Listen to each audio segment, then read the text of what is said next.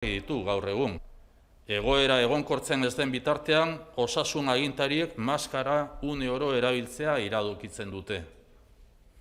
Distantzia, babesik onena pertsonen arteko harremanetan metro eta erdiko distantzia betetzea da. Alerta, funtsezkoa da, prebentzio neurririk gabeko topaketa, festa edo ekitaldietan ez parte hartzea, ez barruan ez da kanpoan ere. Hain zuzen, azken 24 orduetan, Hego Euskal Herrian Osakidetzak eta Osasunbideak 905 positibo berri atzeman dituzte eta positibotasun tasa 8,8%koa da. Lurraldeka Bizkaian 294 atzeman dituzte, Araban 62, Gipuzkoan 260 eta Nafarroan 256. Nafarrako egoera epidemiologikoaren berri emateko Josu Ganuza dugu Iruñetik. Pandemiaren egoerari dagokionez hemen Nafarroan gaurkoan 256 positiboren berri eman du Osasunbideak eta beraz agerian geratzen da Salouko agerraldi handiaren beheranzko joera. Gauzak horrela positibotasuna 14%tik gorakoa izaten ari da, altua oraindik eta ospitaletan 2 pertsona berri erietxeratu dituzte eta 26 dira guztira ospitaleratutako gaixoak. Haietatik 9 zioetan daude, bertan ingresaturik gaur egon ez den arren eta ez da hildakoren berririk eman. Eta Ipar Euskal Herrian Baionako kolegio batean atzemandako delta aldaeraren agerraldiak kezka piztu du. Ekaina bukaeran eginiko ekitaldian 21 pertsona kutsatu ziren eta Akitania Berriko Osasun Agentziaren arabera horietatik batzuk delta aldaerarekin. Edonola ere momentuz Baionako erietxean ez dute presio handirik sumatu. Ildo horretan, asteotan Akitania Berriko Osasun Agentziak emandako datuen arabera, azkeneko astean 1.000 biztanleko 36,9 kasu atzeman dira Ipar Euskal Herria barne den departamenduan. Txertaketari dagokionez, departamenduan helduen artean jada 162 jaso du gutxienez txertoaren lehen dosia. Beste gai batzuei ekingo diegu, Tubacexeko langileek greban jarraituko dute zuzendaritzaren erabakiaren zain. Izan ere, enpresak 5 eguneko tartea du ebazpenaren kontrako helegita jartzeko eta langilea berriz hartzeko. Tubacexeko sindikatuek uste dute zuzendaritzak sententziaren agindua ez duela beteko eta helegita jarriko dutela. Eta horregatik bilera eskatu diote ebazpenaren inguruko asmoen berri izateko. Tubacexeko beharginek momentuz ez dute greba bertan bera usteko asmorik. Asteartean Euskal Autonomia Erkidegoko Auzitegi Nagusiak Tubacexeko kaleratzeak baliogabetu zituen. Albistea postasunez jaso zuten, baina Laudioko eta Amurrioko langileek lanuzteari eutsiko diote enpresak lan erregulazio asmoa baliogabetu duen ebazpenaren agindua bere osotasunean betetzen duen ala ez ikusi arte. Zuzendaritzaren erabakiek argituko dute etorkizuna. Bien bitartean beharginek zuzendaritzari bilera eskatu diote ebazpenaren inguruko asmoen berri izateko. Era berean, sententzian jasotakoa betetzea exigitu dio ELA sindikatuak zuzendaritzari. Enpresai esaten diogu lankideak bueltatzea lantegira porque esan du danak sartu gara lanera, danak batera eta hor jarraituko dugu hori egin arte.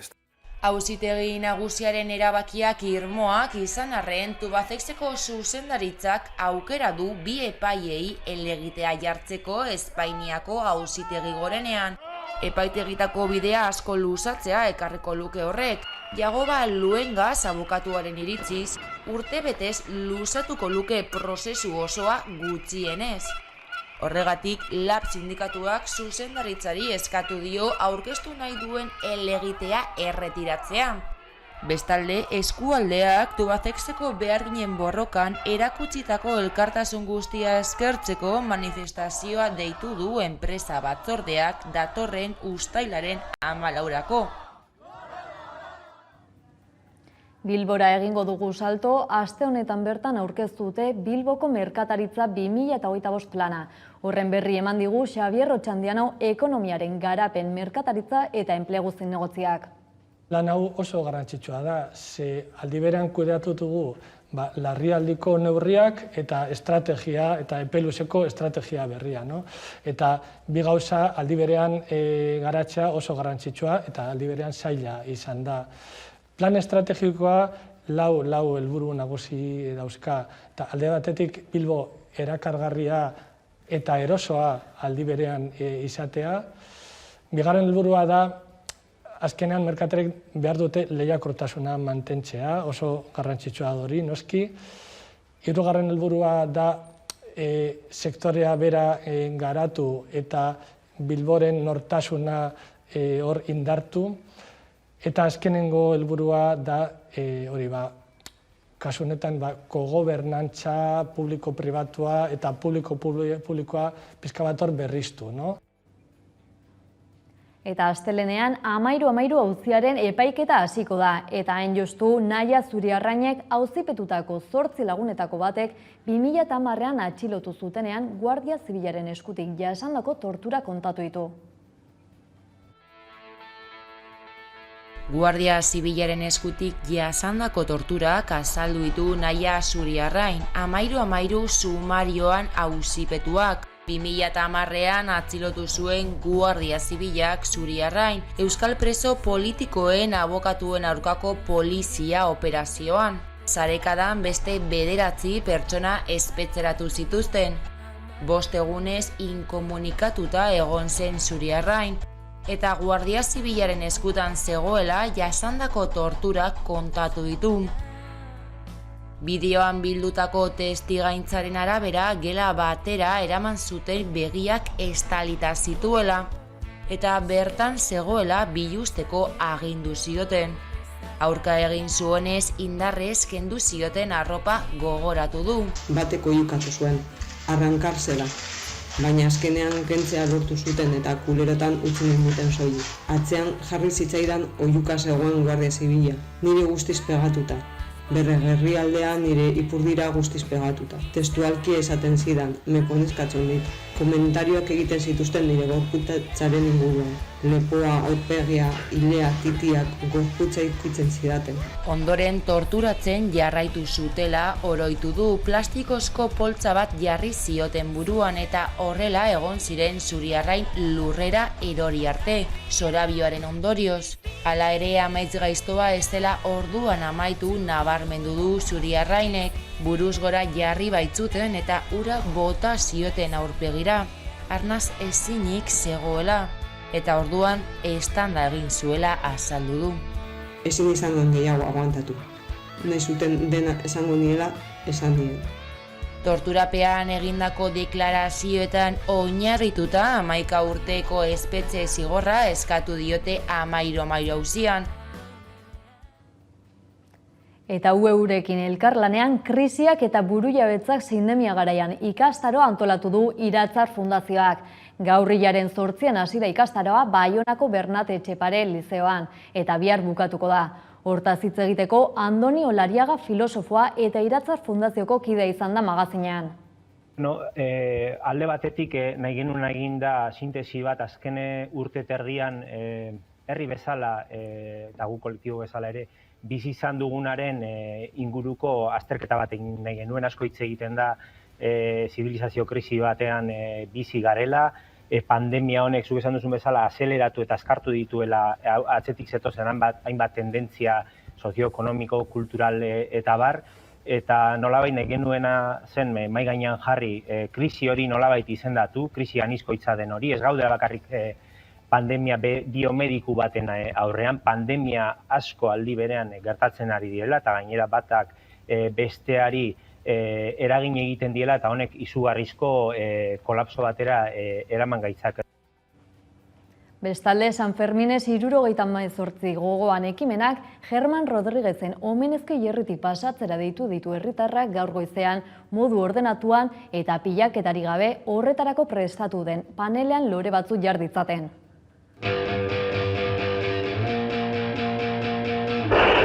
Este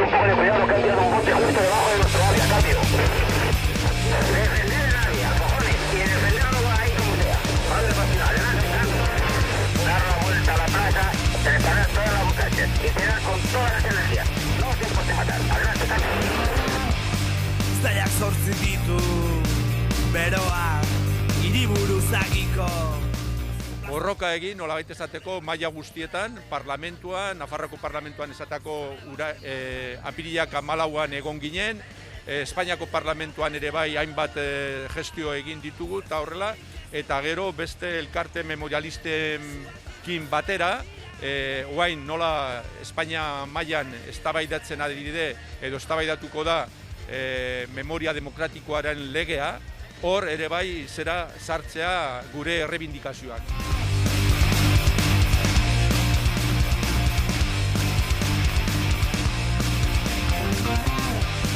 Grisak sartu dira,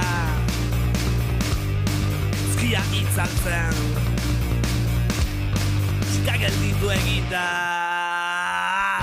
kantuak dituzte hiltzen. Egia neurri batean ezagutzen dugu, zeren hemen gertatu zena denok ikusi genuen, izan zen gauza bat jende askok ikusi zula, baina hainbat gauza esateko oraindikan ez ditugu ezagutzen. Eta batez ere, justizia ez da egin. Berehala itxi egin zituzten Germanen heriotzaren inguruan eta zezen plazan izandako erasoen inguruan ireki zituzten sumarioak, 4-5 urte beranduagoia itxita zeuden eta bide judizial hori erabat itxita gelditu zen. Eta hori dela eta oraindikan legezkoa da eskatzea justizia egindari.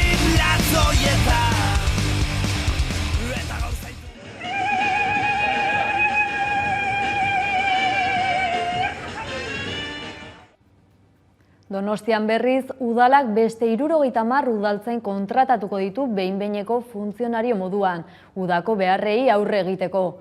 Udaltzaingoaren zuzendariaren hitzetan ordea ezin izango da ziurtatu behin-behineko funtzionario guztiek hizkuntza baldintzak betetzea. Ofizial ordeak eta lehen mailako agenteek bakarrik betetzen omen dituzte eskatutako irizpideak. Hori hala Donostiako EH Bilduko zigorretxe burua zinegotziak adierazi du atzera pausoak ematen ari direla udaltzaingoa euskalduntzeko ahaleginean. Eta migrazioarekin lotuta Zimadek Hendaiako atxikitze zentroko egoera salatu du. 2019ko datuen arabera, etorkinek 15 egun pasatzen zituzten atxikirik batez beste. 2020an berriz, 25 egunekoa izan da atxikitze epea batez beste. Maite Etxeberri Zimadeko langileak azaldu zuen berez, atxikitze denbora kanporatze bidaia prestatzeko egina dela soilik. Pandemiaren eraginez ordea, herri gehienetako mugak itxirik egon dira, baina Frantziako poliziak atxikitzeak egiten jarraitu du etorkinak kanporatu gabe. Orotara, 163 pertsona egon dira atxikirik 2020an. Horietarik, 126,6 kanporatuak izan dira eta Etxeberriak azaldu du guztiak Europako herrialdeetara kanporatu dituztela mugen itxieraren ondorioz. Nazioartera begira, urteko lehenengo 6 hilabetetan ia 400 gorpu topatu dituzten Mexikon 174 hobi komunetan. Ia ZP berean baino gutxiago. Dena den gobernutik onartu dute inpunitateak bere horretan jarraitzen duen bitartean zaila izango dela desagerpenen auzia konpontzea. Urteko lehenengo 6 hilabeteetan 174 hobi komun eta ia 400 gorpu topatu dituzte Mexikon. Zifra ikaragarria den arren, ia ZP berean topatutakoak baino gutxiago dira. 2008ko lehen seihilekoan ia 300 hobi eta 400 gora gorpu topatu zituzten lurraldean. Durante el primer semestre del presente año se registró una tendencia a la baja en el hallazgo de fosas clandestinas, lo cual es un resultado optimista, aunque por supuesto es un fenómeno que subsiste en nuestro país. Alejandro Encinas, giza eskubide, herritar eta migrazio idazkari ordeak adierazi du, aurkitutako hobi kopurua jaitsi izanak ez duela esan nahi, bilaketa lanak murriztu direnik. Egoerak larria izaten jarraitzen duen arren, beranzko joera hori bera ikusten da salaketei dagokienean. Ere, 2019tik 20 bitartean, 9.000 baino gehiago izan ziren, baina 20tik 21 bitartean, epe berean, 7.000 baino zertxo bait gehixeago, izan dira 122 gutxiago, beraz. Desagerpenak Mexikoren arazo handienetako bat dira, baiketa eta hilketekin batera. Gobernuak berak onartu du arazoari konponbidea ematea, oso zaila izango dela impunitateak bere horretan jarraitzen duen bitartean. Hay 35 sentencias en total por desaparición forzada en el país. Y ese es un problema delicado porque mientras prevalezca la impunidad va a ser muy difícil enfrentar este crimen. 1974an desagertuak zenbatzen hasi zirenetik, 220.000 desagerpen kasu baino gehiago erregistratu dituzte Mexikon, horien erdia baino gehiago, 60% ia aurkitu dituzte. Bestetik, talde armatu batek Haitiko presidente Jovenel Moise hil eta haren emazte Martin Moise zauritu zuen atzo goizaldean haiek bizi ziren etxera sartu eta tiro eginda. Haitiko segurtasun indarrek 4 pertsona hil dituzte eta hilketarekin lotu dituzte. Beste 2 atxilotu daudela zabaldu dute eta taldeko gainerako kideen bila jarraitzen dutela. Eta kirolari dagokionez, pil-pilean da Eurokopa. Emaitza historikoa lortu du Ingalaterrak etxean Wembley estadioan 2-1 irabaziz Danimarkari. Hori hala, Eurokopako finalera sailkatu da lehen aldiz. Finala Italiaren aurka jokatuko du igandean. Kulturarloan Madrilgo Arko Azokan izango da Agustin Ibarrolaren Gernikara obra. 40 urte bete diren urtean izango da berriz ere ikusgai Ibarrolaren omenaldia.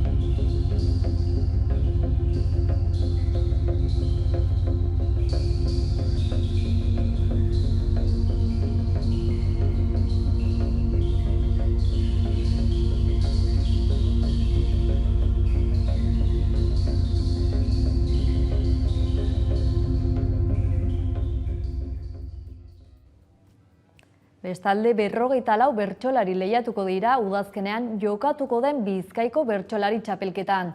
Iaz hasi zen irailean burututako sailkapen fasearekin, baina kanporaketa final aurrekoa eta finala atzeratu behar izan zituzten. Orain egoera ahalbidetuta urriaren 3-tik abenduaren 18-ra ospatuko dira. Gora bera askoren ondoren Bizkaiko bertsolari txapelketak iparraldeko silabak bezala baditu datak eta parte hartzaileen izenak iragarrita. 44 bertsolarik hartuko dute parte urriaren 3-an hasi eta abenduaren 18-ra arte luzatuko den lehiaketa. Iragan urteko maiatzean jokatzekoa zen txapelketaren sailkapen fasea, baina itxialdi betean egonda irailera atzeratzea erabaki zuen antolakuntzak. Hala, udazkenean osorik jokatu ahal izan zen fase hura, baina kanporaketak final aurrekoa eta finala atzeratu behar izan ziren egoerak eraginda.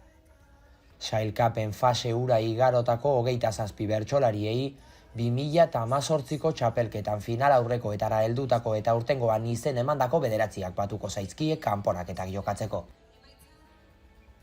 Hain zuzen, Ander Elortegi, Arrate Hilaro, Ibona Juriagoge Askoa, Imanol Uria, Julen Arzanegi, Malen Amenabar, Oiana Bartra, Txaber Altube eta Unai Mendiburu dira, zuzenean fase honetara heldu direnak sailkapen fasea jokatu gabe. Halaber badira zuzenean final aurrekoetara sartuko diren parte hartzaileak. 2018ko finalean kantatu zuten 8 bertsolariek izena eman dute aurten ere, eta kanporaketetan kantatu gabe izango dira final aurrekoan. Horiek dira Aitor Bizkarra, Eneko Abasolo, Etxaun Lekue, Miren Amuriza, Jon Euria, Nerea Ibarzabal, Xabat Galleta Baitia eta Iragan edizioko txapelduna bera, onintzen beita. Bertzozale elkarteak aurreratu du irailean egingo dutela txapelketaren aurkezpena, eta orduan emango dutela informazio gehiago.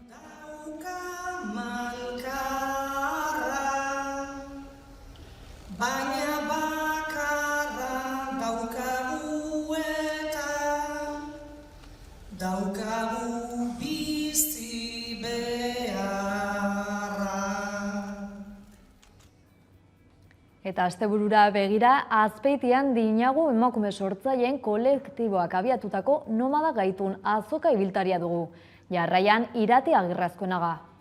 Esan duzu, ez da, batez ere garaiotan, kaleek ere beste zentzu bat hartu dute dagoeneko, ez da, edo espazio irekiek eta dinagu beraren kolektiboaren helburua nomadak gaitu azoka honekin hori da. Ez da, lehenengo geldialdia azokak Azpeitian izango du, datorren domekan, datorren igandean, goizeko 10:30-etatik 6:30-etara, arratzaldeko 6:30-etara, uztailean 18-an bertan egongo da Azpeitian, eta Euskal Herriko 20 emakumeren, edo 20 emakume sortzaileen produktuak ikusteko eta eskuratzeko aukera izango dugu. Eta 11an musika zuzeneanen urteko saio bilduma bat izango duzue uztaileko 4 asteetan. Gaurko saioaren berri emango digu Koldo Otamendi aurkezleak. Telebista saioa 3. denboraldiaren amaiera horretara, eta urtean zer egindako elkarrizketei inguruko bilduma bat osatu dugu, ikusteko zer egin dugun urte guzti honetan, ez? Eta kasu honetan gaurko saioan 7 talde protagonista izango ditugu, guztiak musika zuzenean telebistan atera direnak, eta guztiekin grabatuko nula zuzeneko kanta beraien entxegu lokalean, ez?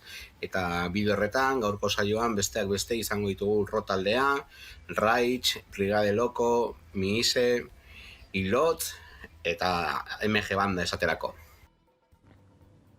Gauzak horrela, DJ Jaux taldearen Blue abestiaren bideokliparekin emango diogu amaiera gaurko albistegiari.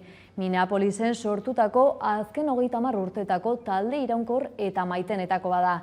Eta munduan zehar, hainbat aldiz ibili zen artista handienekin agertokiak partekatuz. Hala nola Bob Dylan, Tom Williams eta Lucinda. Gaur Euskal Herrian emango du kontzertua Hernaniko Txillidaleku Museoan arratsaldeko 7:00.